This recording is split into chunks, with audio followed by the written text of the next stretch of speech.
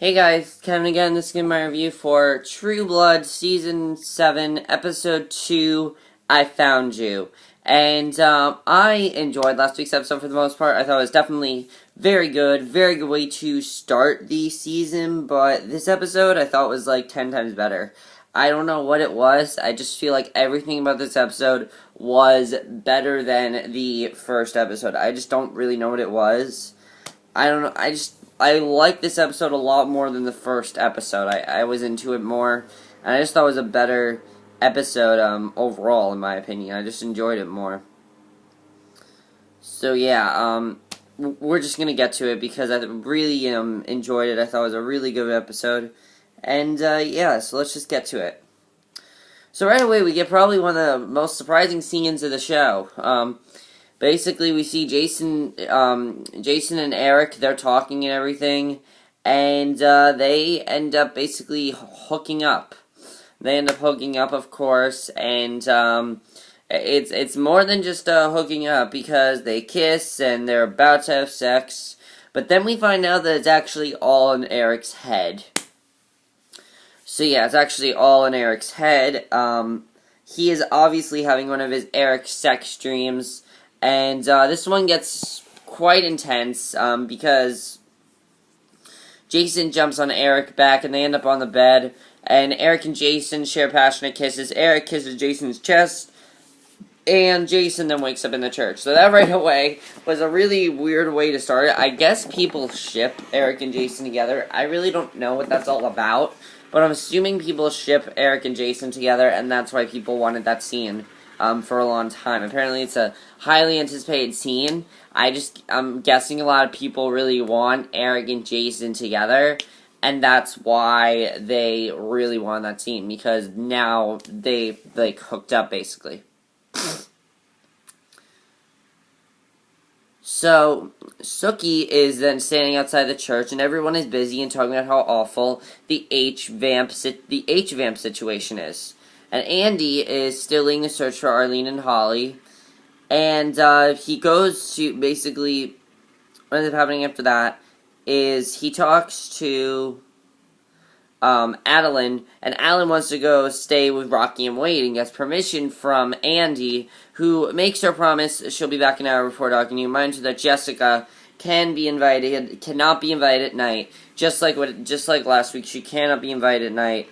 And pretty much that's what ended up happening there. Now, I'll get to that when we get to the other plot, but what ended up happening after that was basically Sookie suggests that they go look for the body she found last episode. She didn't recognize the girl, so she thinks that the vampires must have brought her with them from wherever they were last. So then we see the H-vamps that are holed up in Fantasia. One of the H-vamps goes crazy and ate too many of the people, so the leader then makes Betty, who was actually a school teacher, the new Reaper. So Betty goes down into the dungeons to pick a new person for dinner, and her gaze lands on Arlene, but she quickly looks away and chooses another poor soul to take back upstairs, and Arlene tells Holly that she recognized that vampire. She tells Holly that was their children's school teacher, and Arlene thinks that somehow Betty will be their way out. So then, Sookie, Jason, Andy, and Alcide find the body, and Jason locates the wallet, and they identify the woman as Mary. She was from 2 towns over, St. Alice. That's all we know. Her name was Mary, and she was from 2 towns over. That's really all they tell us there. So yeah, so helpful. Really, it's really not at all. So Arlene sort of convinces Betty to help them escape, and Betty says, after being persuaded, that she'll think of something, and Andy, Sam, Alcide, Jason, and Sookie arrive in St. Alice, and it's basically a ghost town. You know, there's not many people there. It's just a ghost town, really, which obviously is never a good sign. If you guys ever go to a ghost town, it usually means some very bad things. Just don't end up in a ghost town, because it's not a good thing. So then what ends up happening is the gang in St. Alice find the house of the dead girl, and everyone's very emotional. Yeah, so that happened. And Betty asks if she can be sleep monitor. She's granted this position. She wanted this position so she could go save all the captives while the other HVAMs sleep. And when she goes down to save them, she says that she needs to feed on someone quickly. And before they make the escape, as she's feeding on Arlene, she dies and explodes into a puddle of vampire goo. That was just, wow, that was surprising. I didn't expect that at all. That was really big.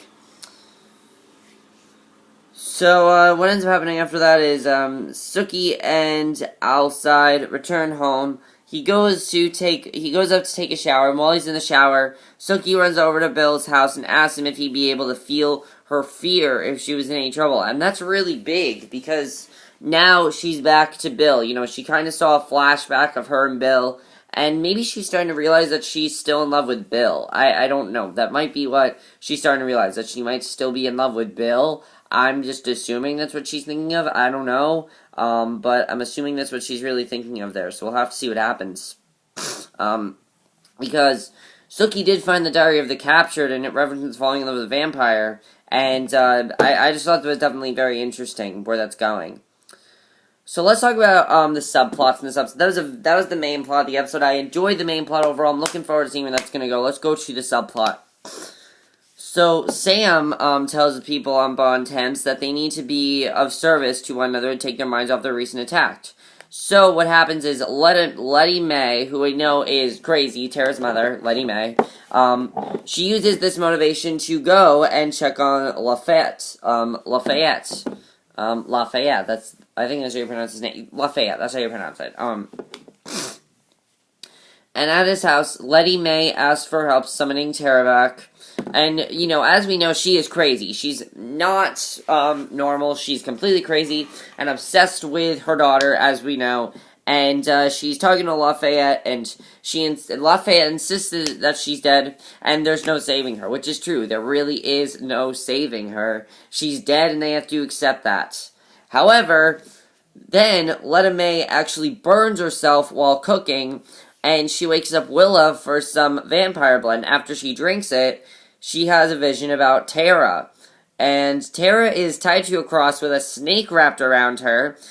So it looks like we might be seeing Tara during the remainder of the season, but they're going to be in Letty Mae's versions. I just have this feeling that she's not dead. I can't believe that she's dead. I'm thinking that she is visioning her, and maybe she's trapped or something. Maybe she's not crazy. Maybe Tara's actually alive and nobody believes her. That could very possibly make sense. It does make sense to me that that could happen. I could see that happening, definitely.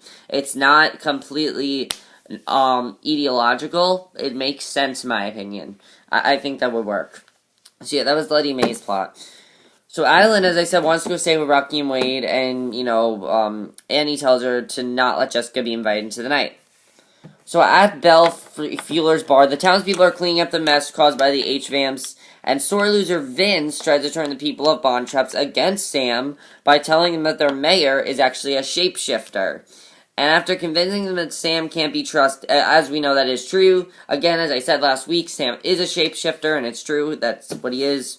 And they begin grabbing utensils and furniture around the bar that can be used as weapons. So Adylin and Wade sneak out to get weapons from the police station thanks to Officer Kenya. And just as they're leaving the station, Vince and company come in and ask for weapons. And after Kenya is reminded that she's taking a lot of shit from Andy lately, the officer has a change of heart after sharing the weapons. And Adylin tries to fend her off with a spell, but it doesn't keep them back for long. Instead, Adylin and Wade are arrested, which triggers Jessica's alarms, and this is really big. This is a really big episode, because as we know, Jessica is asleep. And Jessica can't run out to save Adylin because the sun is out. So to make matters worse, she can't get in touch with either Adylin or Sookie, because as we know, Sookie threw her phone into the bushes or something. She threw her phone.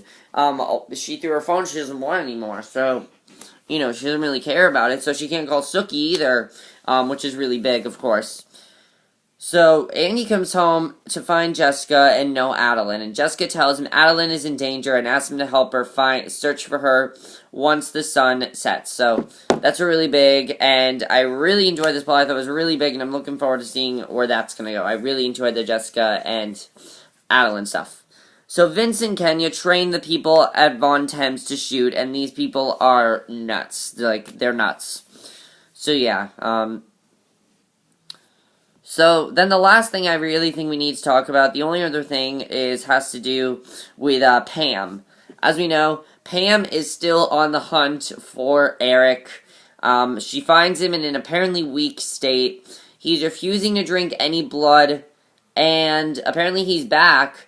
However, we find out that even though that he is back, even though that Eric is back, he's not necessarily back because he's actually been infected by that virus, which means he's an H-vamp, which means he's dying because, you know, he has the swollen veins. But this episode was awesome. I love this episode. I was really into this episode. There's a lot of stuff going on this episode.